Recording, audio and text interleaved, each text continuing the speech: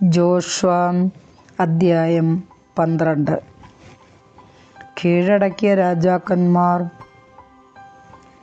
ജോർദാന് കിഴക്ക് അർണോൺ താഴ്വര മുതൽ ഹെർമോൺ മല വരെയും കിഴക്ക് അരാബ മുഴുവനും ഇസ്രായേൽ ജനം ആക്രമിച്ച് കൈവശപ്പെടുത്തി. അവർ തോൽപ്പിച്ച രാജാക്കന്മാർ ഇവരാണ്: ഹെഷ്ബോണിൽ വസിച്ചിരുന്ന അമോര്യ രാജാവായ സീഹോൻ. അവൻ്റെ രാജ്യം അർണോൺ താഴ്വരയുടെ അരികിലുള്ള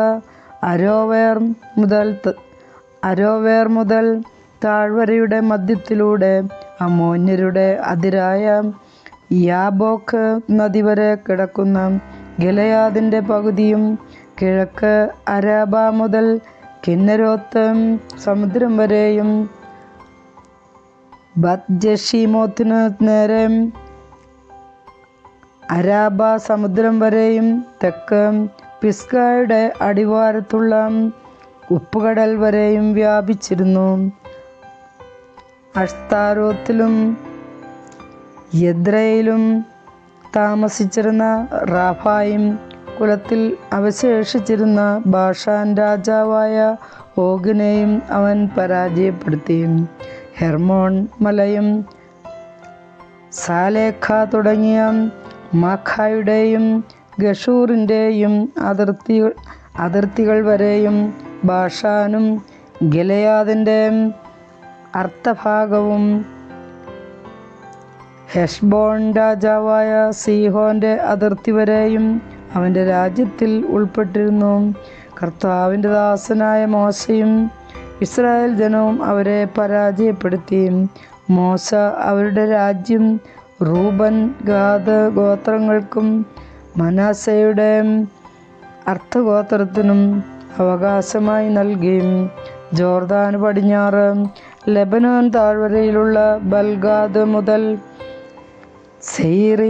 സെയീറിലേക്കുള്ള കയറ്റത്തിലെ ഹാലാക് മല വരെയുള്ള സ്ഥലത്ത് വച്ച് ജോഷ്വായും ഇസ്രായേൽ ജനവും പരാജയപ്പെടുത്തിയ രാജാക്കന്മാർ ഇവരാണ്.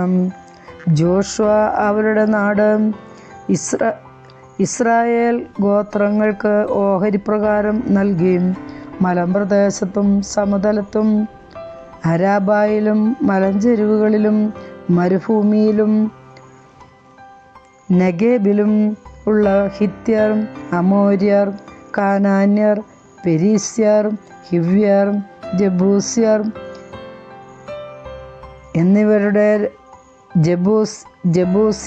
എന്നിവരുടെ രാജാക്കന്മാർ.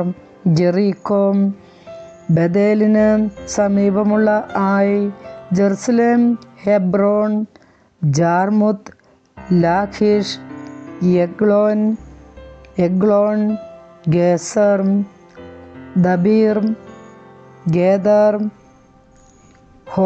ഹോർമാം, Arad, Libnah, Adullam, Makkedah, Bethel, Tappuah, Hepher, Aphek, Lasharon, Madon, Hazor, Shimron, Meron, Achshaph, Taanach, Megiddo, Kedesh, കാർമെലിലെ യോക്നെയിം, നഫ്തോറിലെ ദോർ, ഗലീലയിലെ ഗോയിം, തിർസ എന്നിവിടങ്ങളിലെ രാജാക്കന്മാർ ആകെ 31 പേർ. കർത്താവിൻ്റെ വചനം.